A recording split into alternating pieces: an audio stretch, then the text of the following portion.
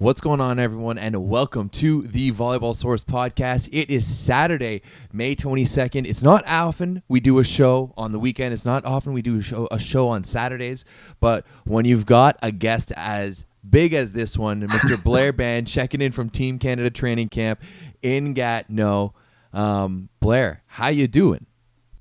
We're doing well. That was a nice intro. I like that enthusiasm. Thanks a lot for that. I mean, it's true, though. You know, there's not many people there be like, yeah, man, I want to do a podcast on a Saturday at 5 p.m. And, usually I'd be like, hey, that's like my weekend. But when it's Blair Bann and the boys, like, Volleyball Source is blowing up. Volleyball in Canada is going crazy. We're going off here for 3-4 months maybe, so we gotta give the people what they want. Buddy, you guys are about to go on a ride. Like, yeah. It's gonna be a tournament, like 30 straight days into VNL.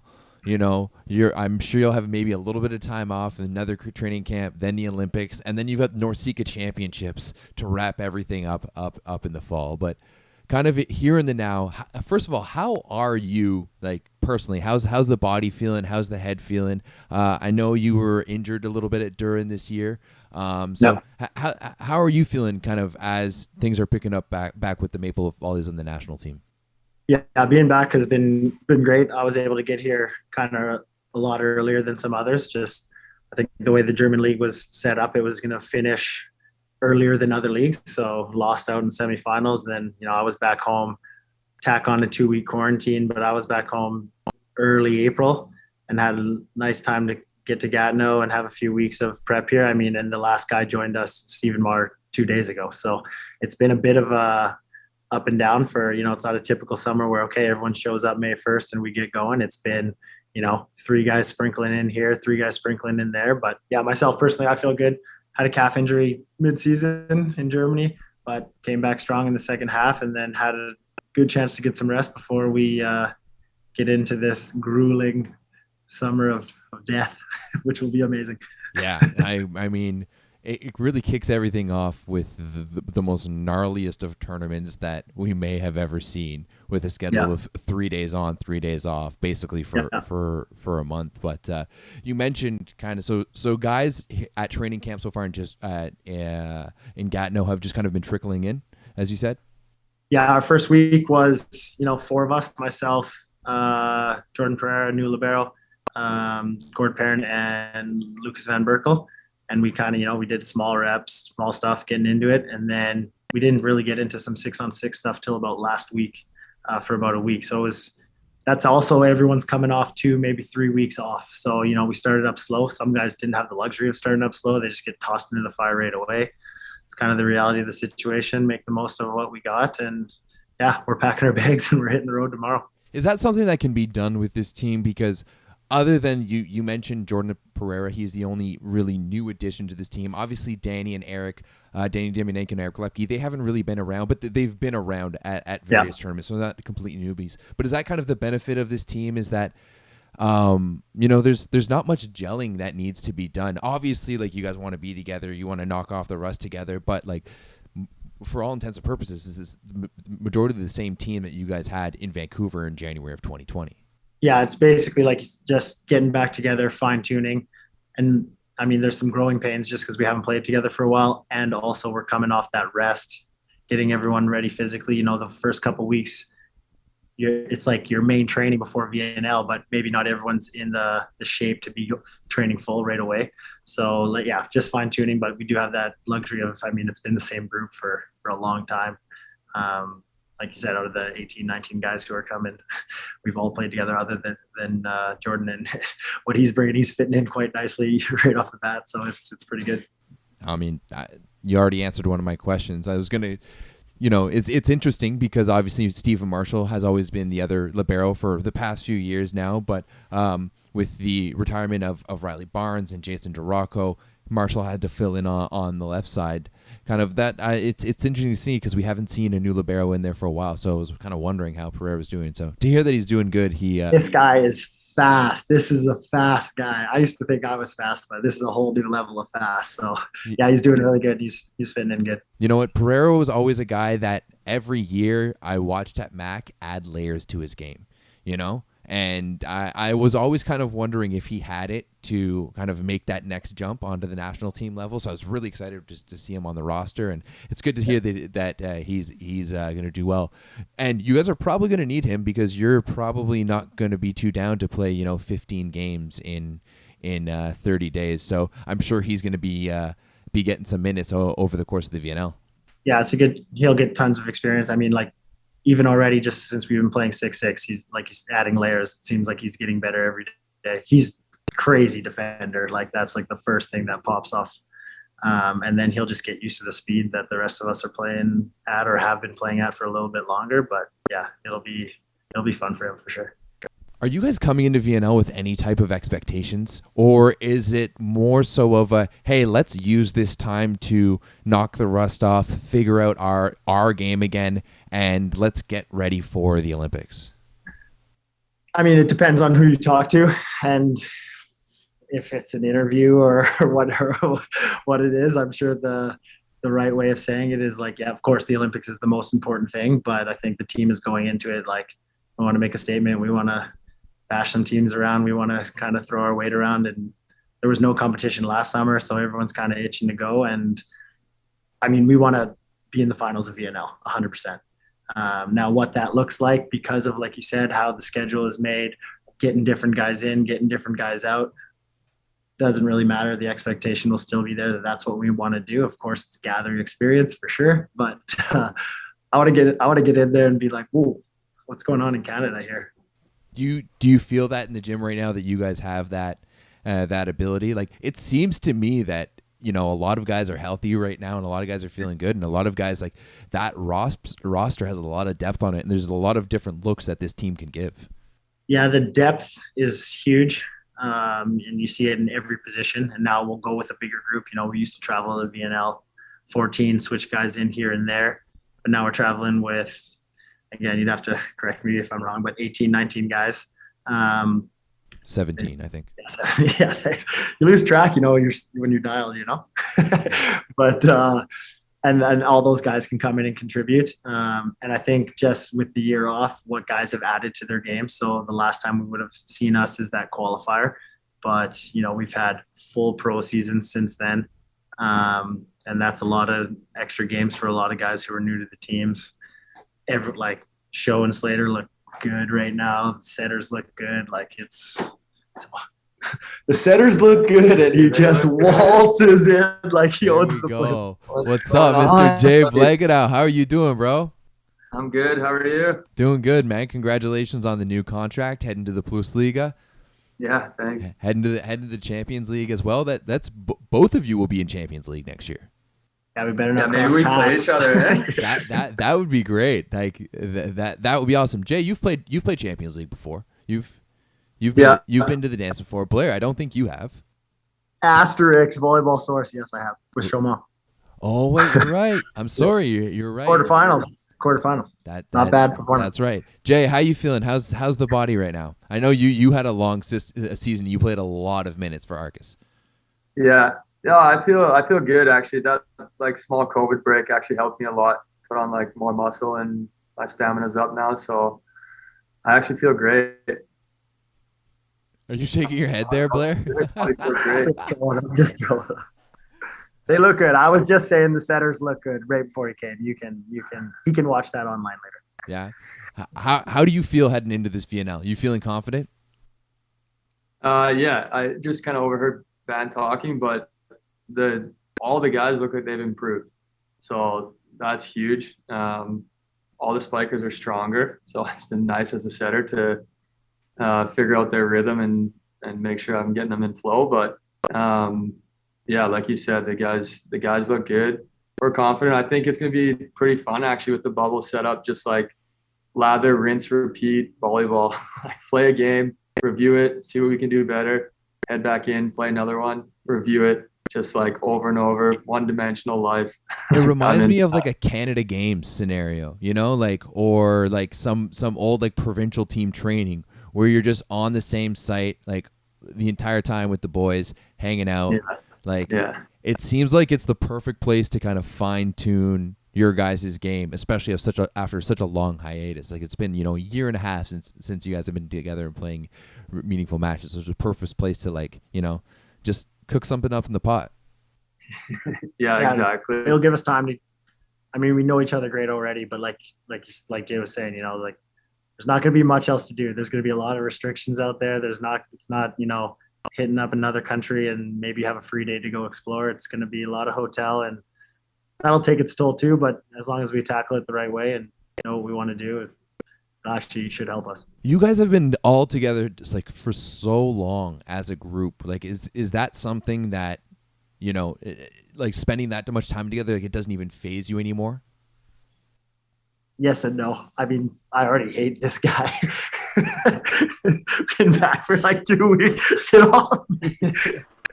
No, but it's of course at the same time we know each other so well. Like, a lot of us are best friends, but at the same time, like anyone, you spend too much time with them, it'll start to scratch. It'll get a little annoyed here and there. But I think like the thing about knowing each other is you like know when the guy needs some space to just reset and like go solo for a bit or whatever.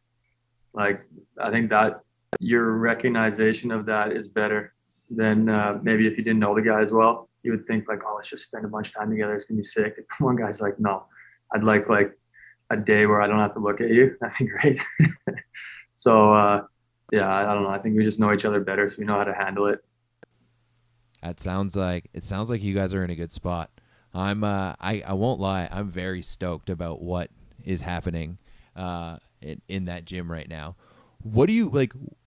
Where do you guys think you rank heading in? So I did a podcast with 5-1 VB a few weeks ago, and he had you guys ranked at 10th, which I don't know. I think we could have got a little bit higher, but wasn't my rankings. Like, what do you think about that? Like, I mean, it's a lot of good teams. Like, to start with, like, I mean, there's no easy games. It's like 16 really strong teams.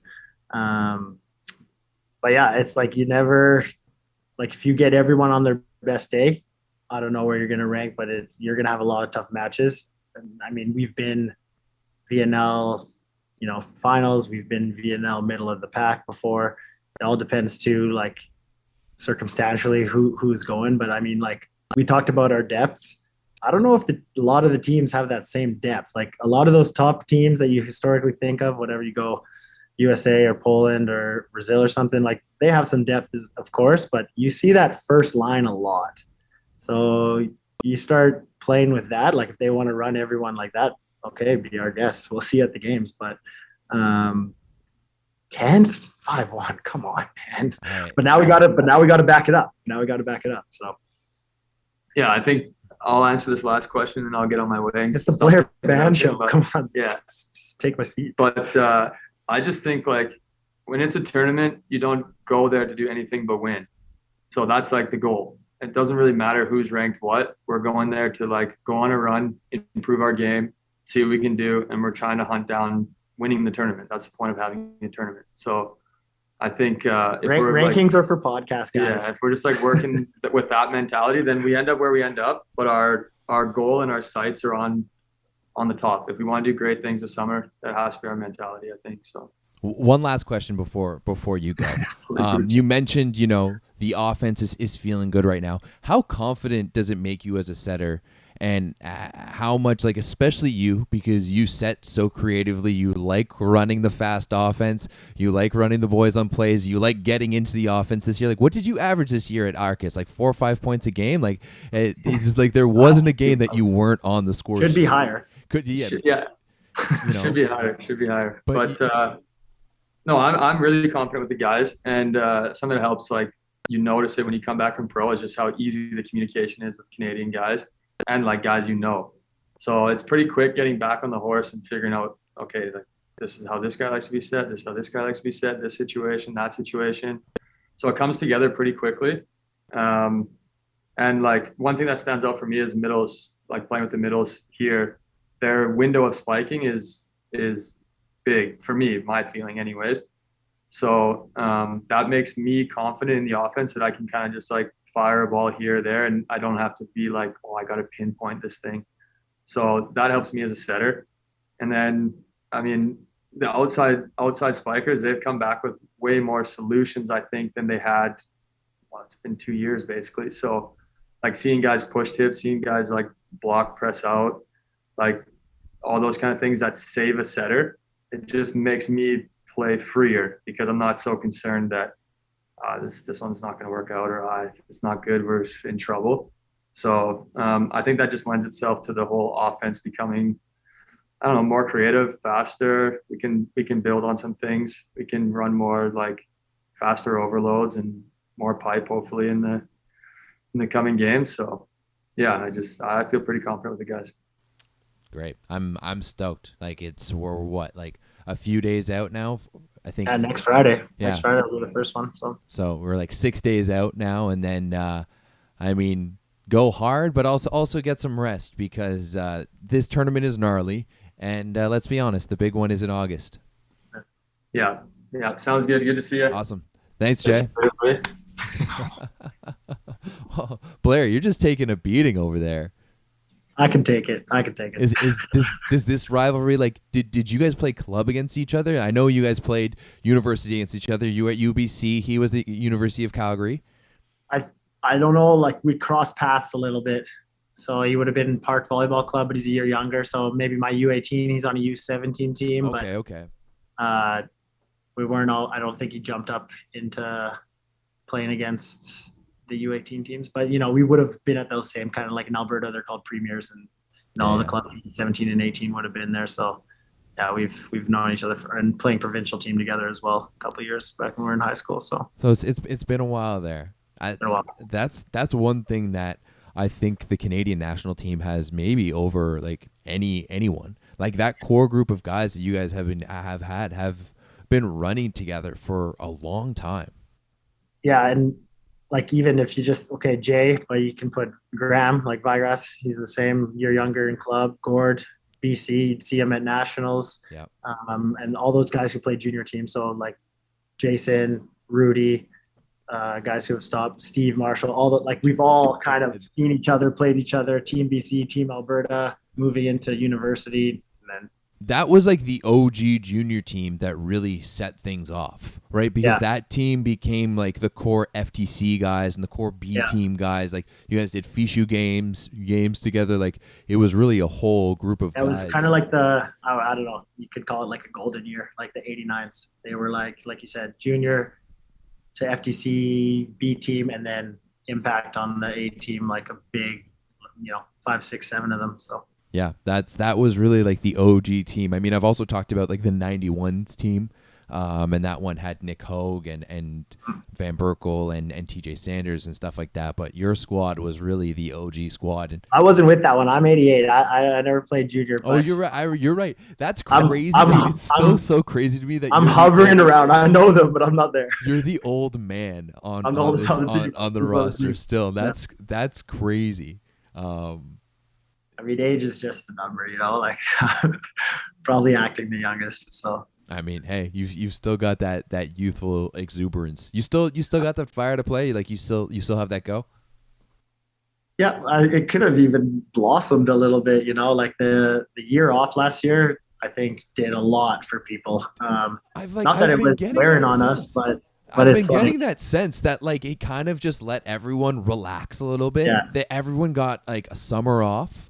And let's be honest, I'm always questioning if like maybe the FIVB has like some insurance policies out on their players and they play them so much that like they do get injured just because of like there's you guys literally go nonstop, right? Yeah, like, if you did the math and counted the days, like it's weird to say like last year, whatever, we had 3 months off and you'd take care of your body and you'd do some other stuff or see family and everything but organized national team volleyball basically. And it just like I haven't done that for longer than basically 2 weeks since 2009 or something nuts, So I think it helped a lot of guys. Like if you had physical things you need to work on or rest or deficiencies, you got to go. And if you straight up needed a break, boom, available. And then if you came, like, then, you can see it now that guys haven't been with the national team for a full summer. That fire is there. It's high. It must be kind of nice to be kind of back together after all that time, like kind of almost like it's brand new again. Yeah, I think you saw that too, just with the way it happened with different guys getting back to Canada and having to quarantine. It was like, all right, now he's back. All right, now he's back. And, it wasn't kind of just like first meeting. Hey guys, good to see you. Good to see you. We get it going. It was, new guy coming in every second day, kind of added a little bit of that pop to the group. And yeah, it's been fun actually. The whole, like it normally is fun, but this one was, a little different, and that gave it a little extra stimulation.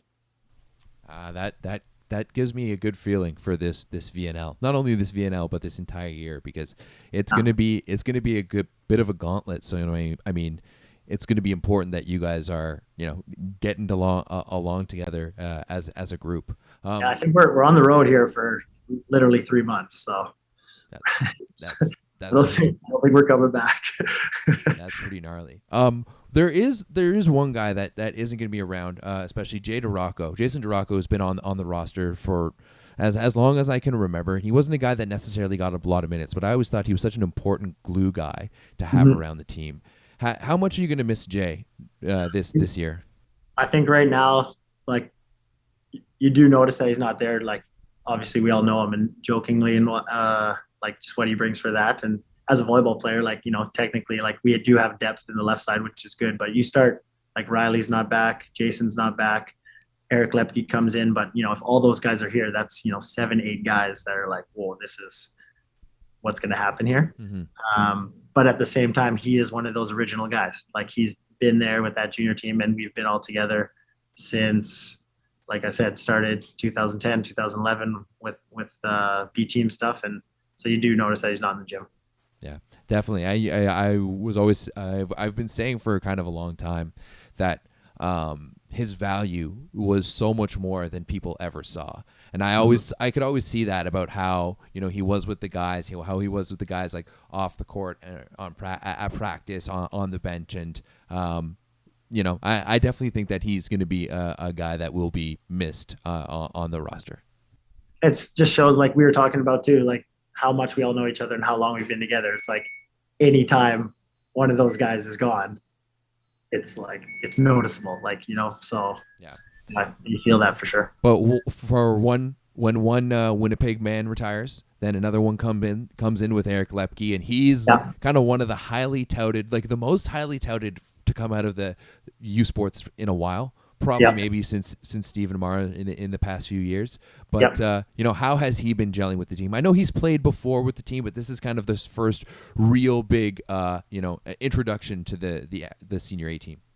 Yeah, I think like he was sprinkled in a couple of years, even with Antigua. He played a couple tournaments with us, Hubert Wagner, before, call it, 3-4 years ago even. But yeah, now he's like basically fully integrated there. And he's also, I don't know, he's pretty scary now. Like, if you knew him before, he's made a full season of playing in Italy, which is obviously a great experience, but like physically and whatever else he's been doing, it's pretty scary. So I don't know, he's going to take someone's head off, I swear. But it's good to have him, and just like a youthful guy who's, there to learn, there to get better. And he's doing a lot. Like, I think offensively, he'll really give us, and serving, he'll give us like a big punch, like when we need it. You've been with this team for arguably longer than anyone else, one of the longest standing members of this team. Where does this roster rank in terms of, the past decade of rosters with the men's national team? Maybe a little bit less, I guess. Some guys might get mad at me here, some old guys, but no, I don't know. It's hard to say. I don't know if I can really, like, I want to say it's the best now. It's early. I know I'm prompting you early. Yeah. But so, like, in the last few years, it's the best. But I mean, just if I think of how we're built, where, even in Rio, we were like same young and older guys, but some of the younger guys were, more of the guys playing, more of the guys out there. Obviously, it's team sport and everyone is important, but just like in that sense of it. And now I don't know what's going to happen with, if it's young and old, or it's just, we have like experienced guys who are still playing at a really high level, and young guys who, like, I'm sure they're better than us when we came in. Like, there's no way when I joined the first team, like senior A team or whatever, that I look like Jordan right now. And I don't think when Gord or these guys join the senior A team that they look like Lepke does right now. Like, I'm not sure. So I think just all of it, like holistically, has just gotten a bit better. And even for, the older guys, like we're still trying to push ourselves and stuff. Not saying the old other guys weren't or anything, but it's just like, it's competitive in there. Like and as much as we all love each other, like it's going to be a bit of a bloodbath here for this VNL 14 and an Olympic 12-man roster. So yeah, that's going to be tough. Like that's, I had a few people message me being kind of like, so who's the 12? Like, who are we cutting? And like, there's a lot of difficult decisions there. I kind of want to bring it back to, I have this memory of Blair Bann and it's 2014 World League. And the matches are either in Vancouver. The matches were in Vancouver and Edmonton. I can't remember which one I saw you at, but you're not on the roster. Like, you're in the stands in like your civilian clothes. And I still remember, like the game was finishing up. I can't remember if we won or lost. And like you were already like heading out. And, like once again, like you weren't on the roster.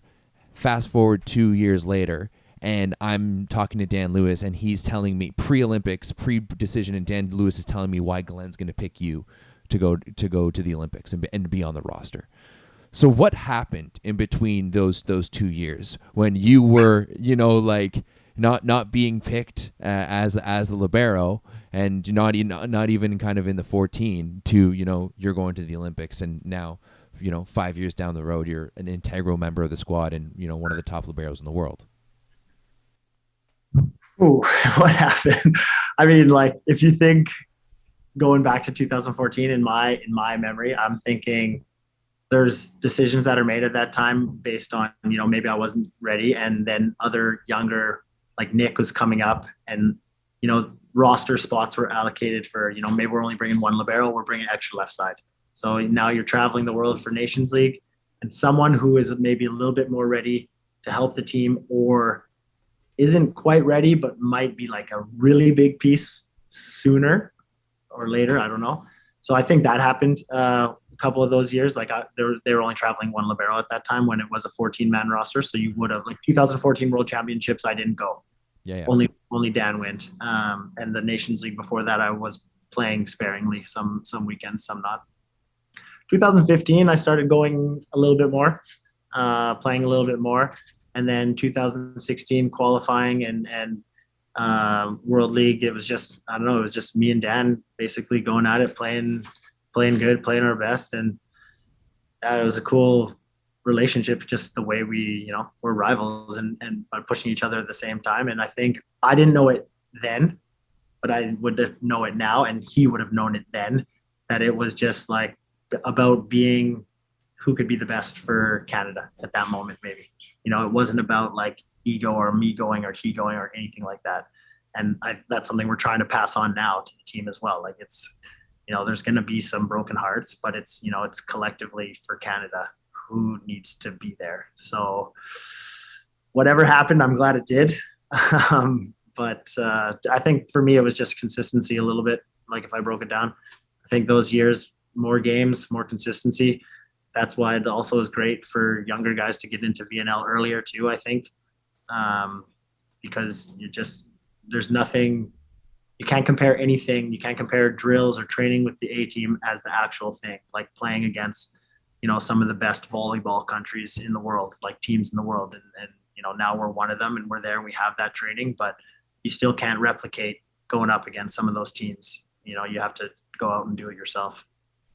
We really saw this team succeed. Kind of 2017 was definitely the peak so far of this quad. That's when you guys got bronze at World League, and it seemed like, the team was clicking at all levels. Do you think we're kind of looking like that team again? I think that team had really nice, like, new infusion. Like Stefan came in, tons of new young, like new guys like Barnes, Show, Riley.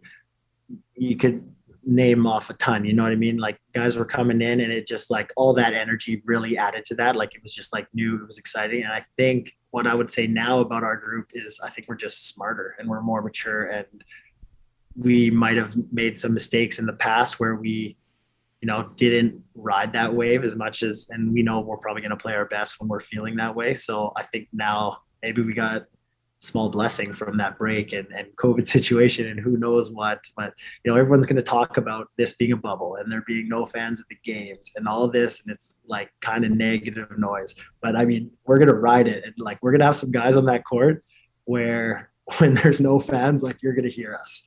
And I think that's, you know, that's going to help us a ton. And so I think this group could have the edge.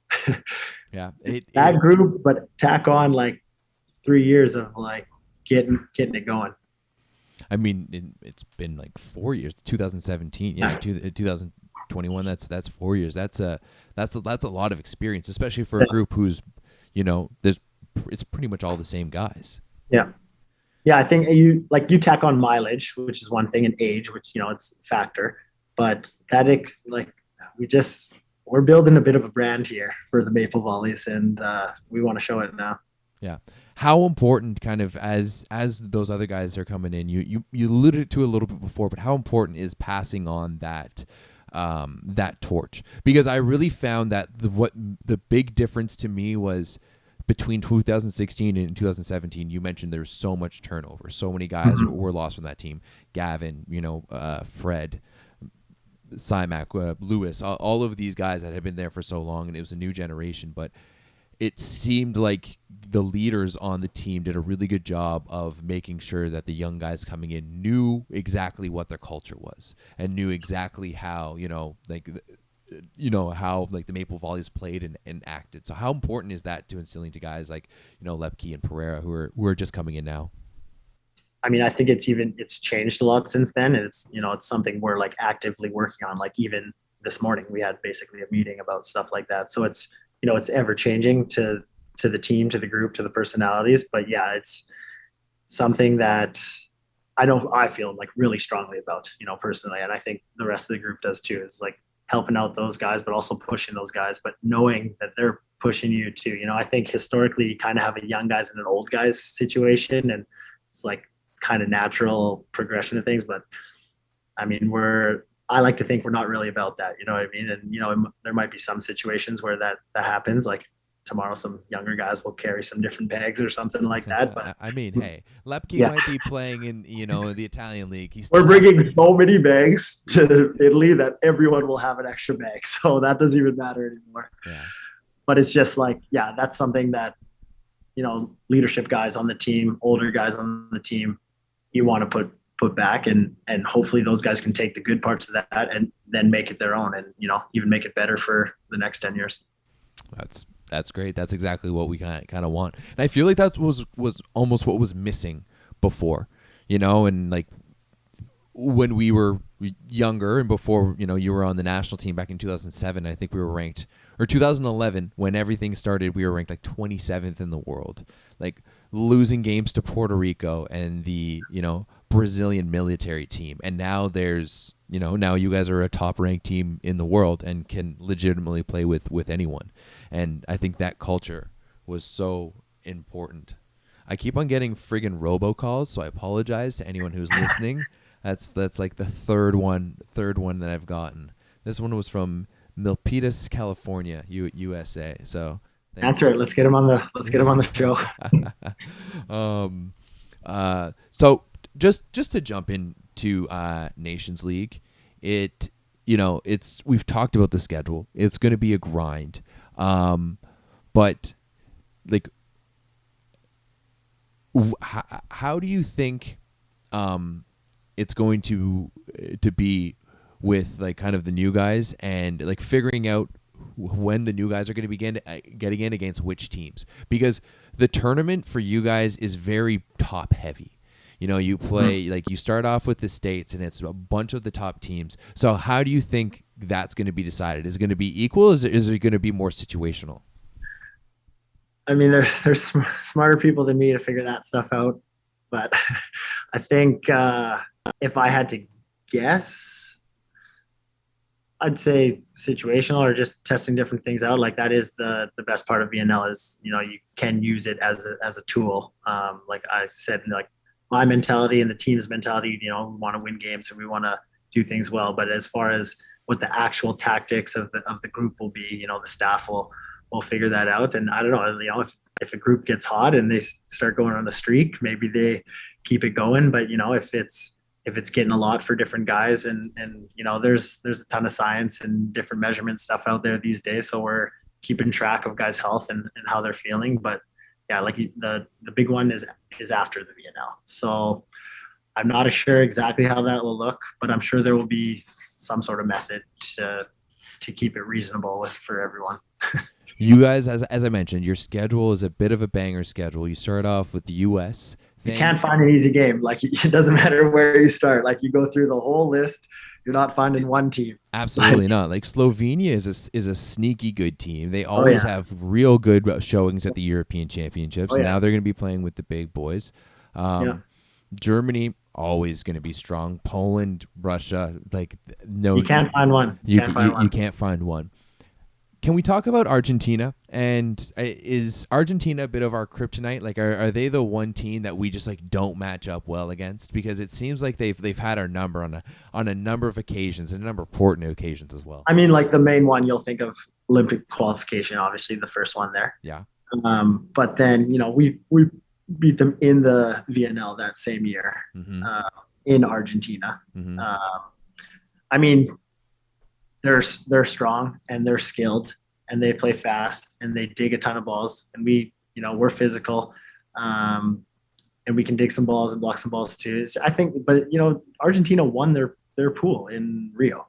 Like they're like they're like those, and they actually, I don't know if you looked at all the rosters, I'm sure you'd find similarities, but that core group has been together for a long time as well. So I'm definitely not going out there saying anyone's our kryptonite, but I will say if we play strong against them and play like, I think in the qualifier we were like a hesitant team, big pressure moment, and maybe like certain things got away from us. But you know, hopefully we've worked out those strategies now that things like that won't happen anymore. But you know, they always could. But definitely, I think they're like I would call them a headache team for anyone, because just their style of play, fast and super skilled and great at defense and long rallies. They're a country that has so much depth, and that we've seen so many different iterations of their national team over the years, just because they have so many guys. But you're very much right. Like that first generation of guys with, you know, Soleil and Facundo Conte and, you know, De Checo, like that's a pretty damn good lineup out there. But I definitely agree. Like you know, if you go down the lineup, there's the potential of beating legitimately every single team, and you guys have beat every single team. Is there one game in particular that you always look forward to playing as? Is there one team that you love matching up against? I mean, you like playing against the States because it's the States. Yeah, it's always like the fact that we're getting a Canada versus USA banger. Yeah. Right off the hop. Yeah. Right off the hop. It's noon Eastern time. No. So I don't know. Like I have a Discord for Volleyball Source, and it's pretty international. So we're already throwing down. We're already going to be doing a live voice chat for it, and there's Americans in there too. So there's going to be a lot of shit talking. It's going to be a lot of fun. Yeah, and then I mean, like when I first started with the team, like anytime you played against Brazil, it was kind of like, whoa, you know. And like I think now that we've played more and we've gotten better and we've beat those teams before, you know, you don't have that whoa factor anymore. But those are big teams in the volley. Like they've been top 3 in the world for, you know, a long time. If you look Brazil, USA. So, I mean, those are the, you know, we can think strongly about us too, but those are the guys who have been there, and like you want to knock those guys down. Yeah, absolutely. Do you think this team has that ability? Are we going to be knocking some teams down at VNL this year? We're knocking heads this year. We're putting the head down. We're going through the wall. Is it kind of like, are you guys going to be employing like a grinder mentality? Is that what we're going for here? I think it's kind of in us. Like that's when we play our best ball. Everyone's kind of just going for everything and scrapping it out. Sometimes it's pretty, sometimes it's not, but it's definitely an identity thing that I like to infuse, and I think the other guys get behind that too. Do you feel that like you guys over the years have established a style of like Maple volleyball that is distinct to Canada and distinct to the way that you guys play, and that potentially you guys bring that to your pro teams as well? I'm not sure for all the other pro teams. Like I know for some of us that play together, or like I played this year with Van Berkel, and like we were definitely trying to bring that mentality to overseas. You don't always have that. It's more of a job sometimes when you're playing pro. And I don't like thinking of volleyball as just a job. Like I like to be there, have a team, have a culture, bunch of boys working towards the same thing. So I like to bring that to my pro teams as well. It helps if you stay in the same place for a long time, obviously. But yeah, I think if you ask, like when I talk to spectators or friends and family, when we play our best, and obviously it's important games, like when we qualified and stuff like that, they say, like, the first thing they say is like, you guys look like you're having a blast out there. You know what I mean? And it's like, you're really going. And that's easy to say because that probably is what it looks like when you're winning. But we're trying to do that even in tough moments, even when you're losing. And if we lose and we want to, can't sulk. We got, like you said, 3 games. We got the game the next night, so we got to bring that identity. And the more you work on that, the more you train like that, it's just easy to get. Like you said, that's our ball. So it's not like we're needing to find something anywhere. It's like that's just how we do it, like in training and in matches. Yeah, as we've said before, this schedule is absolutely gnarly. 3 days, 3 straight games, 3 days off. Another 3 straight games, 3 days off. Like even club kids would have a hard time with that. So it's definitely going to be interesting to watch. Speaking of professional volleyball, you just signed a contract with Friedrichshafen of the German Bundesliga. You've been in the Bundesliga for quite some time. Spent a few years there, all with Duren, yeah. Yeah. But now you are going to be heading over to Friedrichshafen. They are the one of the perennial powers in the Bundesliga. Coach Mark Lebedew is heading over, the Aussie head coach. How are you excited to be heading back to the Champions League and going to be competing with one of the big names of CEV volleyball? Yeah, no, I'm pumped for it. And Lucas Van Berkel is also coming, which is sweet. Oh, Van Berkel's coming too? You might have to edit that out. Okay. But maybe not. It might not matter. But anyways, yeah, like I'm looking forward to that. Like 7 years in Durham. 7 years. 7 years. Oh. Arguably our best season last year. Like actually a very similar feeling there to Team Canada, just in the sense of a lot of the same guys. I played 5-6 years with 7 or 8 of those guys, and it was the exact same team from the year before. But yeah, there was a younger German guy there that is doing well, and he'll kind of take over there. And I was able to move on to Friedrichshafen and join a Champions League team. And it's a change of scenery. It's going to be good. I'm really excited for it. You need that sometimes. What would you say? Sorry. I just said like the change will be. I'm looking forward to it because like 7 years in the same place is a long time. So it's nice to get a new place. Are they going to have a new stadium by then? They were playing this year in kind of like I don't know what to call it, like a convention center that essentially doubles as a stadium. And they're, I think, staying in there as well. Because, yeah, that gym they had, which was pretty iconic gym, and there for a long time, and had a lot of games in it, and was just breaking. So they had to find a new home, but they did. I heard it was like the gnarliest thing where like basically they did an inspection one day and it was just like, oh no, like there's like rust or whatever and we need to knock the whole place down, and by the end of the week it was gone. Yeah, I don't know the full stories, but it was something like that, like safety inspection, and this place could go at any time, so you're not here anymore. And they quickly found a new home, and luckily it wasn't just a small fix up gym, because we had no fans, so it might not have mattered. But you like to play in a big good place, and next year hopefully there will be some fans, and it should act as a good arena. Now, like as we mentioned, Friedrichshafen is a Champions League team. They are it's the upper echelon of European volleyball. Do you feel maybe you don't care about this stuff, but do you feel that maybe you're a little bit underrated because you never played for one of the big clubs in Europe and never really got to showcase your talents on on that level? You did the one time at Chaumont, but even the French league is a little smaller stature than Germany or of course Poland and Italy, Russia. Yeah, I wouldn't say underrated thing. It's just harder to I mean, foreign rules and stuff, and like kind of every year you go, okay, what's the goal? Poland or Italy. Okay, we'll see the spots. The spots are there. The spots aren't there. Maybe there's 2-3 spots. See what they're looking at. Get on a team's list. Maybe you get it. No, another guy got it. Okay, no problem. You stick around in France or Germany where there isn't such strong foreign leagues. And if I went way back to the very beginning and I could have made some choices differently in the career, maybe I would have. But also, like, I will never. Like, I gained so much from staying in Durham and friends and family. My girlfriend is from there. All of it's like I wouldn't change any of that. Now, playing in one of those leagues would be awesome, and who knows, maybe there's still some chance. You're a libero. You've got a lot of legs left in you. Yeah, I go too hard, man. My knees are starting to hurt. I'm diving too much. But no, I would have loved to have been in one of those leagues. And I still would, but I definitely don't. If anything, I'll just add it onto my shoulder and just say, "All right, guys, I didn't make any of those leagues, but let's see what Bann can do." I mean, I'm sure once it's all said and done, the boys at Kids Beach will welcome you back with open arms.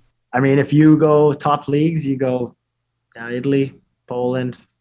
Third is Kids Beach. Third is Kids Beach. You heard it here first. So I gotta get back there. Especially last year, no summer, no back there, like no Van Open. Dude, Van Open is gonna be once Van Open comes back, it is gonna be it's gonna be a scene. But that's the cool thing that happens a little bit. Like, obviously the Corona situation and everything has its downfalls. But when whatever happens and you can get going again, like, it's like, oh, we had same for national team. We had a full year break from national team. Now we're gunning to go. Okay, Van Open had a year break, maybe a 2-year break. No, it's gonna be a 2-year break with how slow things are going here. Yeah, but then you get it going. That's gonna be a good time. That is gonna be a good time. Are you gonna play in it again, or are you just gonna be a spectator? I mean, even when I'm playing, I'm kind of a spectator, but no, I mean, I would love to be back in Vancouver for summer, or sometimes in summer, play as much as I can, whether it's just heading down to the challenge court or playing in a tournament competitively. I would always play. How was it for you to win that berth in Vancouver? You spent so much time there at UBC. Like, what was it like winning it in front of those people? That was pretty fun. I mean, that was really fun because there was a lot, like, whatever, call it 4,000 or 5,000 people maybe at that last game. I'm not sure, but it was close to that probably. And, I'd probably crossed paths or recognized a lot of them, like a lot of people from UBC or national team stuff, or just people that, I mean, obviously a lot of people there are volleyball people. So if you're in and around Trinity Western, UBC, like a lot of those, you cross paths with a lot of those people. And, I was nervous at first because it's like, oh, you have Olympic qualification where everyone knows you, and, hopefully you do well. But, kind of put that aside and just, realize everyone's there, like, to support us, to support me.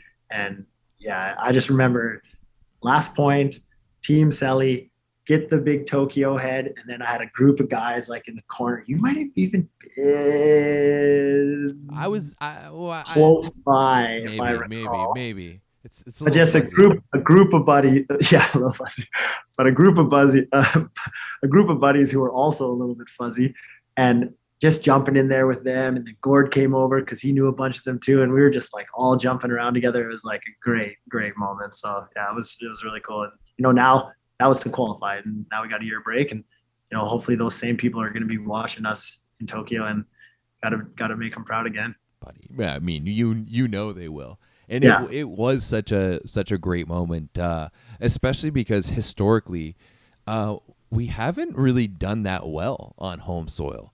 Like, if you look at the NORCECA Championships, just that fall, losing to Cuba in the semifinals. Yeah. You go to the first Olympic qualifiers back in 2016 where we lost to Cuba. Pan Am Games, losing to Argentina. Like, historically, Team Canada has not done well on Canadian soil, and it like that one was so special because not only like in the way you did it, but you kind of got the monkey off of your backs in that scenario, playing, you know, in front of one of the best crowds that we've seen in years.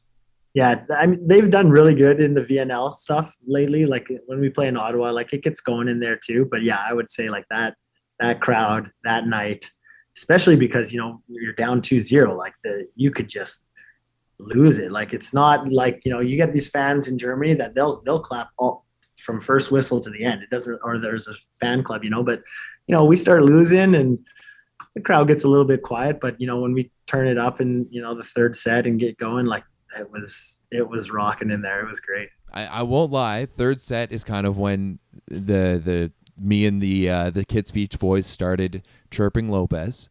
Yeah, it was all you guys. That's you know what, Seymour. We all know him and love him. He's been doing some of the beach podcasts with me. He was right there with me, and we were going hard. And I think we got under their skin. Like there was definitely a shift kind of in that third set. And you could feel the momentum change and the energy in that building changed. Yeah. It was really special. Yeah, like, I mean, we've gone over this a lot and having different calls or talking with friends, and they always ask, like, what happened, what changed? And I don't know. I think we just kind of stuck to the plan, you know? Like, it's not like anything crazy. And the first two sets were close. Maybe we were not feeling as free, but, you know, kind of when we opened up that third and really got out in front, and you start seeing the wheels spin on, you know, some subs coming in from Cuba. It's not going great. And then, you know, you go into a fifth set, obviously anything could happen. But we, you know, like it just literally turned. And like, you went from playing a really close game to just being super free and like, we got to do this. We have to do this. And we did it. Yeah.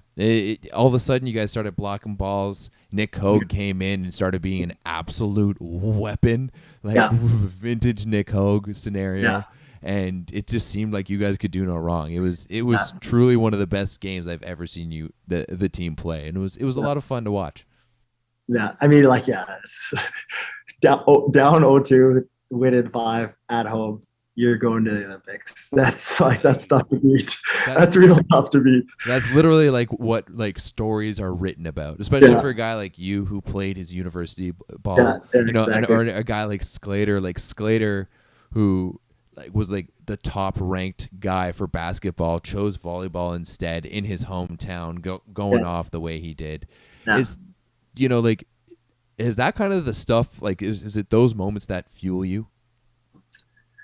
I don't think I really realize them until after they're done, you know, like in that moment, like, you know, we're pretty focused on what we want to do and, you know, what we're there to do. And there's, you know, I'm thinking it's, you know, my parents are there, it's hometown, but you don't really realize it all until afterwards, I think. So, I mean, of course it's important, but it's kind of afterwards that you like look back and you're like, whoa, okay.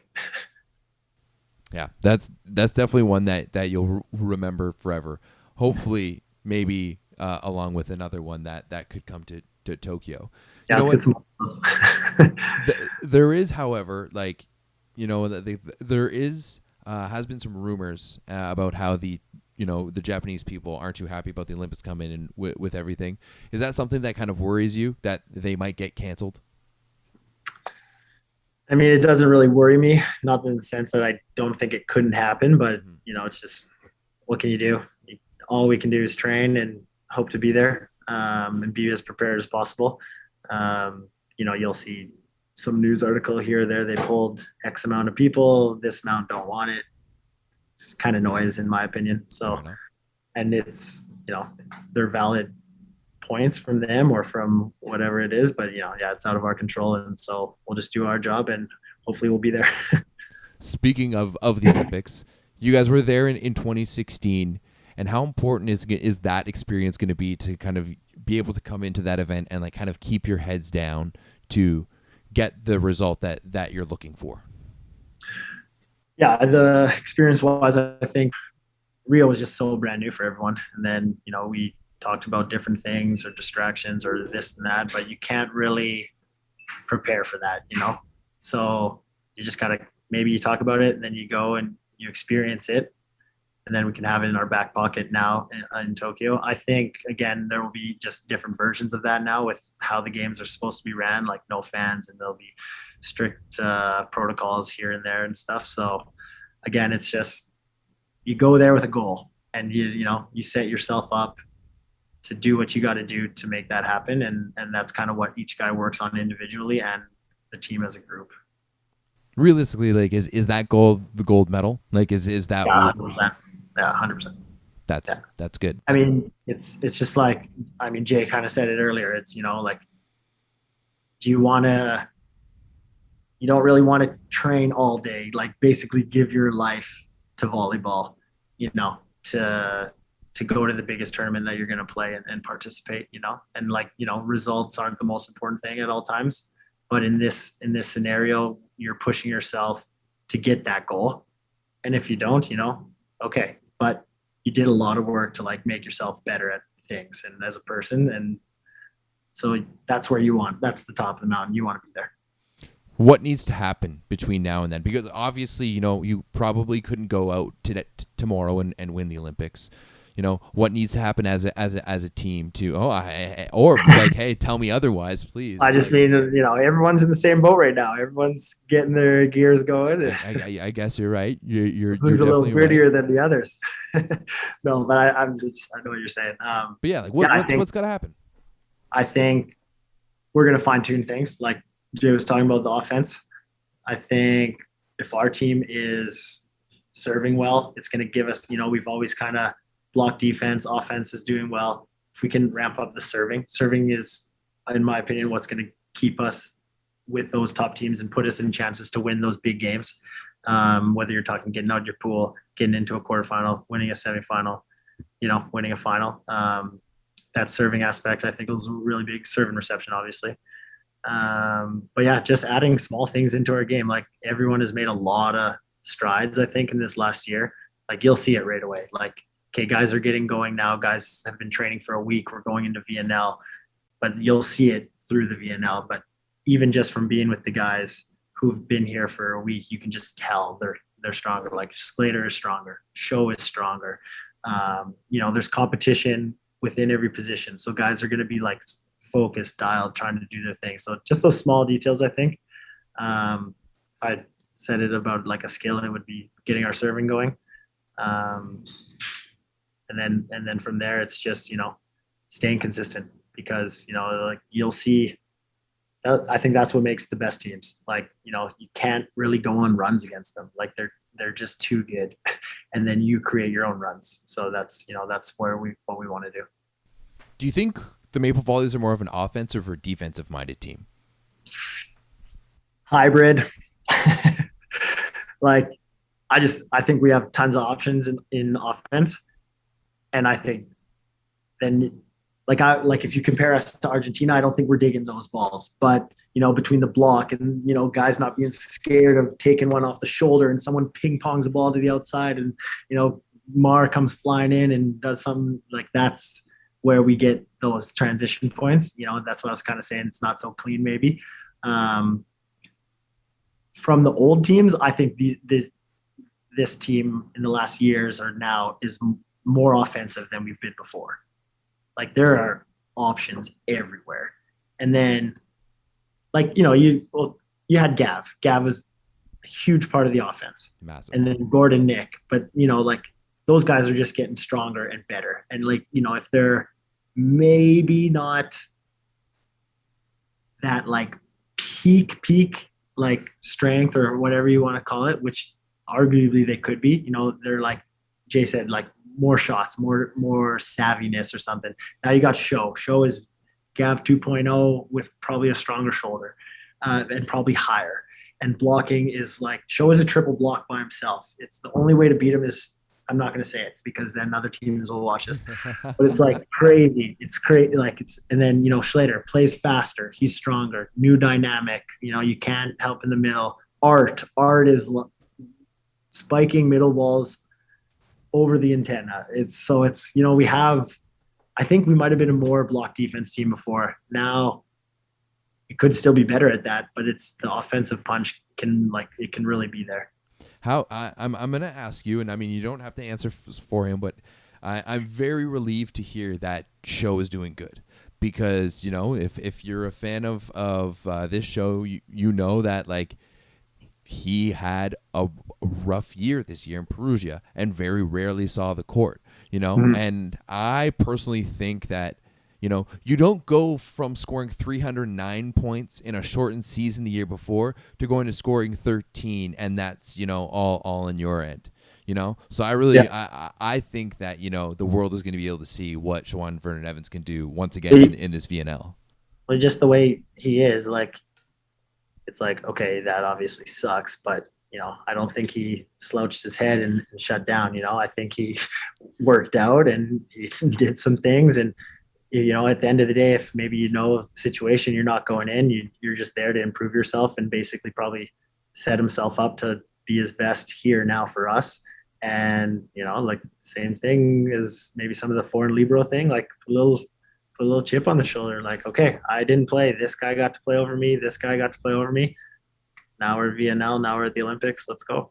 I definitely agree, and I've been saying that as well, that his demeanor off the court, like you could see him, like Leon's is posting on Instagram, like going to barbershops with show and stuff like that in Perugia. But then every time he did come in for Perugia, you could see that the team enjoyed his presence as well. So I could definitely tell that he was still being the positive guy that he is. So I'm very stoked. He's going to be an absolute monster, like an absolute monster. There we go. That's it.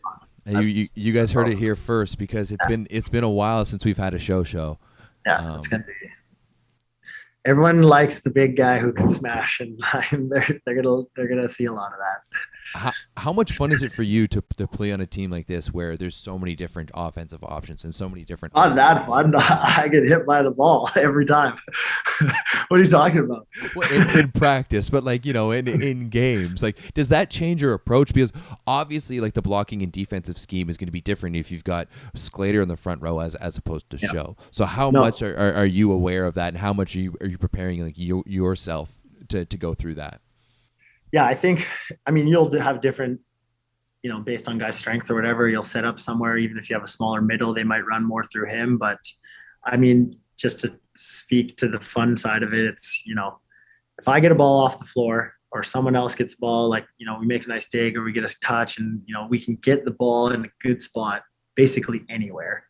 The guys have the tools to score the point. It's not always, it's a little bit different in international because there's a lot of strong players everywhere. But, sometimes if you are playing smart in pro and stuff, they might not be able to get out of a high ball situation, or they might not be able to get a fastball from a weird, ping pong deflection dig or something. But like in our group, just the way we go, it's, it can kind of be anyone, and they can maybe recycle, like they can all do everything. So it's like, it's pretty fun. When I talked to TJ, he talk to me about kind of the difference of how he views the pro game versus the national team game, and how you guys approach it differently. Whereas the pro game, you're playing all of these different teams, and there's so much turnover that it really comes down to more like the athletic plays and the athleticism. Whereas on the national team, it's much more systematic, and it's much more of that chess match of how to match up against the other teams. Is that something that you take into account too, or is that just kind of like the setter's perspective? No, I'd agree with that. Like, you're hopefully trying to get that going into pro, but sometimes, like you say, you're playing the one team 2 times in the year. Maybe you'll play them again in the playoffs. So those matchups, they can change quite a bit. But and then you have, well, it's longer season, but arguably less time, or maybe you're not so into systematic development. Like, you come back and you pick up on the same foot that you left off last summer, like we do in the national team. So, even for us, like, we know what we want to do, but there's still stuff like we're trying to add or see, like, can we change this and maybe create not a new system, but like new things to add in that, will help us generate more points or give us more chances to block defense or something like that. But definitely that approach on the national team is pretty good. And it's just getting harder with all the teams because teams are getting stronger, teams play faster. So, like when I first started, it was pretty much like stand here, the block's going to stand here, and you stand outside of that, and now you dig those balls. But now it's like, okay, there's guys coming out of every direction. There's a hole here. That set, you can't tell if it's going to the middle or the outside. What's going on? These guys are throwing balls everywhere. They're spiking balls everywhere. It's chaos. So we're trying to adapt the systems to like kind of the current game, you know? Do you think the throwing of the balls is going to be in the game much longer? Yeah. Yeah. Greatest play in all of volleyball. Really? Even from a libero point of view? Yeah, but it's a libero who's really good at it. So we're not talking about short court here. We're talking about in the games. Like you no, it's I mean, it's a hot topic, obviously. But and some of them are on the limit or past the limit. But what's the difference between being athletic and fast touch on the ball? Okay, some of these, like, I throw it in, I go two hands and I launch it out. Yeah. Like those are gone, because now you'll have challenge and you'll just challenge no touch and they'll be like, what? And then they'll look at it and you'll see so the throws are probably gone. Okay. Because good. I think you can just challenge it and you can see that the guy wiping threw it out of bounds last. Now, if it's like, it's harder to see, but you know which ones I'm talking about. You watch enough volleyball to like, okay, the ball's there. I threw it in. Now I threw it out. I think teams will just challenge no touch and you'll see that the offensive guy threw it out. But some of this, like on the line, left into the middle, I mean, it's just an athletic play, fast contact with the hand. It's just like, it's a one hand set, just the other way. So the guys, sometimes they're really dunking it. Now that's up to interpretation, but I think it's here to stay because it's just the way the game's going. You're playing fast. You can't always full extension spike everything. So you got to start dunking balls, and it's awesome. I'm just picturing the Gord left-hand dunk in my head, and Gord's the best of just letting that ball pass by the blockers, go but down into the seam between the antenna and the block, and just putting it down with the left. Like the times it looks illegal is just kind of when the super athletic guys do it, or the super high. You know what I mean? You get some of these smaller left sides, and they're chincing shots or poking balls. Like it kind of just looks like a small guy play, but you get guys like Gordon, the ball's coming, and then all of a sudden this tip is like vertical. There's no over the block play. It's just boom. I get why people don't like it, but I mean, I'm fine with those ones. It's just the chuck and throws that. Yeah, you'll see. Like we've in the years before, like it was kind of. I think teams just weren't onto it, or they were scared to challenge it because what do you challenge? You're going to an umpire, you say no touch, and he's kind of looking at you like, what do you mean no touch? Like the guy just made the block, and he's like, okay, yeah, our blocker touched it, but the last touch was actually the guy who's throwing it out of bounds. So that one will be interesting. Well, you have to just see who's ahead of the curve and who's willing to run the risk of taking a challenge, or if guys just start pulling their hands and guys start throwing balls out of bounds. So how is Gord's how is it playing defense against Gord right now? Because he was a little bit injured going back to 2019. He definitely wasn't his healthiest self, but I feel like he's one guy who really benefited from the time off during last summer, because he lit up the Russian league this year. Obviously you've been defending a lot of his shots. How is it playing against defense against Gord? Do we got vintage Gord back? Yeah, I think so. He's lurking around here somewhere. He might hear his name and pop down. No, he's like you said, the Russian, you've had a great season. And yeah, since we've been back here, it's, not dealing with any type of injury. You know what I mean? He's playing healthy. Like, of course, we all have our bumps and bruising, but he's playing healthy. He's just smart. Like, he just sees line and he twists it line, or like he has the ability to go up and go outside the middle sharp, or he sees the hole. He plays fast from different times, or he plays super high, so he just like chips hands sometimes. Like, he's just smart. He can do everything. Like if you've been playing at this level in pretty much every big league in the world against all the best players in the world for 10 years, you get pretty good at a thing or two. So no, I pick him up sometimes, but he's right. It's hard to kind of figure him out. I get the blockers going against him more than the defenders. It's going to be really like it's tough to even say like who's going to be like a quote unquote starter for the VNL, because there's so much depth there, and then there's so many different looks. Like especially on the left side, you guys can kind of run through all 5 of the guys on the left side, almost plug and play. Yeah. I mean, they all kind of bring different stuff to some degree. But you look at Nick, Mar, Gord, who are kind of going to do everything, and are just big physical guys. And then you have Lepke and Steve, who are, going to control the ball, going to be crafty, going to play fast, going to do different things that still also at like a pretty physical level. It'll just depend on matchups and what you need versus different teams. It's going to be exciting. How about for you? Like, are you looking forward to playing at that level again? Like, is there certain things that you need to work on playing at that level again, like transferring from the pro league to national team? Yeah, I think just you get back here and you just realize it's like, oh, guys are spiking hard, guys are spiking high, guys are serving hard. So it takes a bit of time for me, kind of every year, to if I'm playing in my Bundesliga games and stuff, and you don't see the same, you play Berlin, you play for yourself, and they have some of the bigger name national team guys sometimes.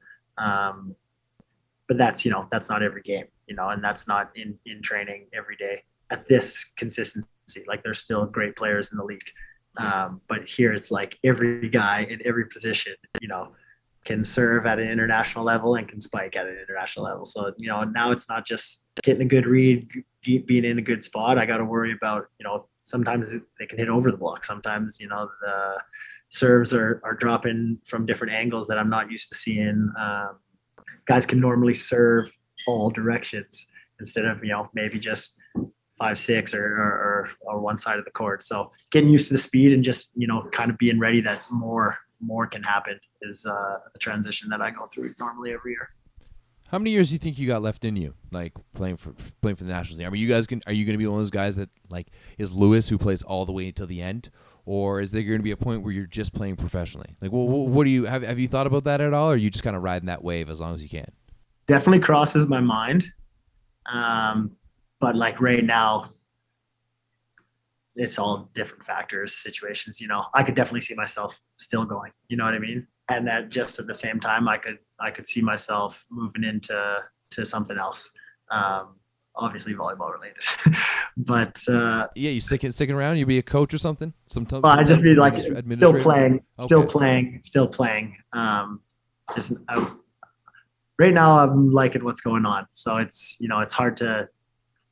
it's really hard for me to, like, personally, for me to say, like, this is my last dance or something like that. You know what I mean? It would never be like that. It would just kind of be like, I'd have to make that decision later or something like that. I'm not ready to make that decision yet. So we'll see. Could be a few more.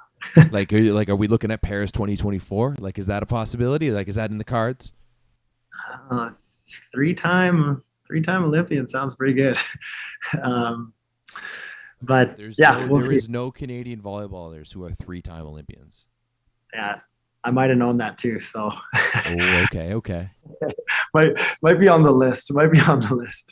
But yeah, we'll just see. I'm taking it like basically a year at a time, and I'll have to double check what my summer schedule can look like with my girlfriend. But I don't know if she'll watch this.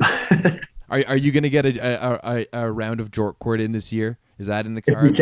If we can, it's got to be in the cards. I'm not sure what the end of the summer will look like for, like you said, there's a Norseca and all that. I don't even know when it is. Do you know when it is? Like, it's supposed to be in Canada, end of August. Oh, it's in Canada, end of August. In Gatineau, yeah.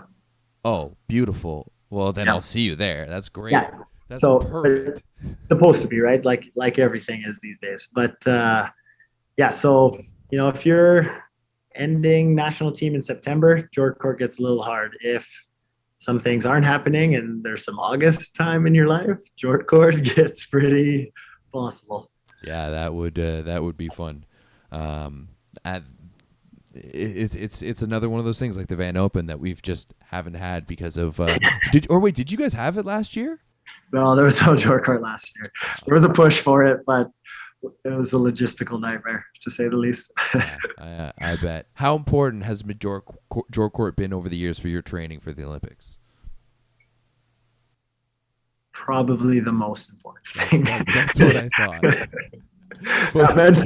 That mental break is really what sets you up to be able to push for the gold medal. And I mean, hey, aren't you guys going to be wearing denim on denim for one of the ceremonies at the Olympics? Short court is right there in there with the uniform.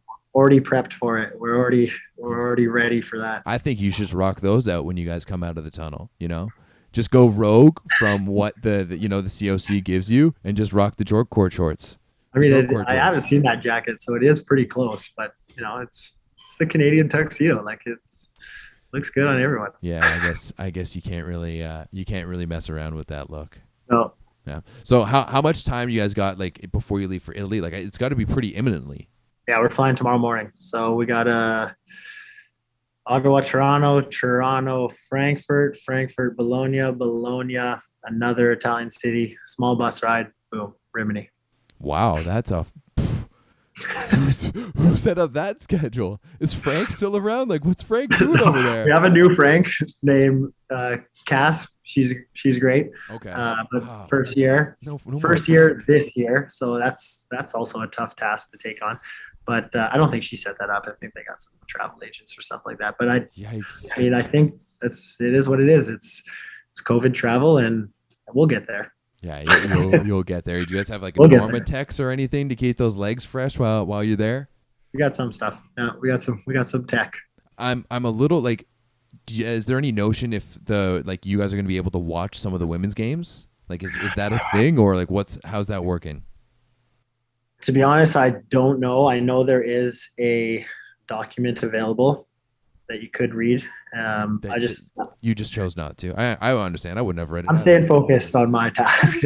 You're not there to read documents. From what I've heard, the guys teams and the girls teams are like, they're both in Rimini, but they're at different places. And then I'm not sure if they're playing in the same venues. I think they have some sort of one of these like convention center things that are now made into courts. But that's what I'm gathering. I don't think the paths will cross that much, and I don't think it'll just be, hey, we're Team Canada. Can we go watch Team Canada women? Like, I don't think that. I don't know. Maybe you could put in a request and follow transports, health and safety protocols, get into a game, but it seems like a bit of a stretch. There's some tough. I don't want to strict reprimanded here. Yeah. There's some tough protocols. Oh, absolutely. I'm sure that they've got you guys going to be tested every single day. You guys will be happy to know we get, I think, an hour of pool and I think beach time per day, though. Okay. They'll be happy to know that. And I think we get our own space and get out, get some sun, get some activity in. All right. That's not bad. It's not. I don't think we're confined to our rooms. What I know. Do you think you guys are going to be training much in between, or is those going to be like some strictly rest days? Like, because it seems to me like if you guys went all the way through, like practice every single day, that might be a bit much on the old body. Yeah, from regular VNL schedule, you would typically have the 3 days on, travel day, possible rest day, then you'd have 2-3 days to kind of get going again. But again, what does that look like? Because you're about to go into 3 more games in a row. So I think there will be on-court time those 3 days that you're off. Now, will they look like a typical practice? Probably not. For some guys, maybe, if they didn't play, we'll let the coaches earn their money here. Like it'll be tough. You got a big group. You're not used to traveling with that big of a group, and you'll have like 5-6 guys every game, not even dressed. So there will be, you'll want, maybe if those guys aren't dressed, maybe it's for 3 days. Like maybe they're practicing after or before, so there will be tons of stuff to figure out once we get there. Basically just trying to stay healthy the whole time is the priority. How good is it for you guys, the fact that you guys get to play all of those teams? Like literally heading into the Olympics, you're going to have played all of those teams only a few months before.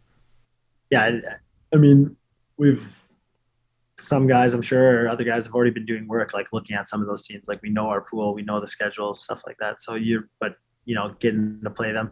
Now there will probably be some sort of chess match between the coaches for sure, like who you're playing at the Olympics and but at the same time, there's so many games, there's so many scouts, there's so much video out there, like you can't really hide anything. So then it'll just be like, we're playing them, we're seeing them. Now who can, bring the best game and be the most prepared when the time comes. All right. Well, I look forward to it. You guys kick off the VNL tournament just in 6 days on May the 28th, noon Eastern time, 9 a.m. Pacific time. The games are going to be streamed live on cbcsports.ca. So if you're in Canada or know how to use a VPN, you can watch all of the Canadian games on cbcsports.ca. Of course, we'll have that link. You linked into that on the website. Otherwise, if you want to watch all of the tournament, like the tournament's going to be gnarly. 8 games a day for 30 days. Yeah, it's just pure volleyball madness. It's amazing. It's my eyes might rot themselves. That's good for you. You better out of my head. Get some caffeine. I want to see like full analysis of everyone. Yeah. Okay. Well, we'll see. We'll see how that goes. I gotta make some dollars here as well. But guys, if you haven't bought your pass for the Volleyball World TV yet, do it, because as I said, 8 games a day. It's going to be gnarly. You're going to see this guy go off for 15 of those days. I mean, maybe 12, let's say. Well, we got to give you a few games off. I'll take what I can get. Ready to go anytime. I understand that. Yeah, other guys. I mean, hey, like once again, August is the goal, but. Man, the VNL is going to be sick. I hope you guys stay. I hope you stay healthy and happy in the process. I know it's going to be a big one, but yeah, I'm stoked for it. I'm just stoked to watch you guys play again. It's been so long. Yeah, it feels long for us too. So it's like the fans or spectators or anyone hasn't seen it. And last memory was the positive one of the qualification. So we got to make some more of those. Yeah, absolutely. Is there anything we haven't covered today? Is there anything you feel the need to talk about? No, not really. I think that we went through a lot there. That was pretty damn good. Yeah, we went through a lot of stuff there. We had some a guest appearance there, and So what's next? You guys just chilling for the rest of the night, getting ready to head out in the morning. You guys leave first thing in the morning? Yeah, airport 9:30, I think. So something like that. Nothing too crazy. Nothing.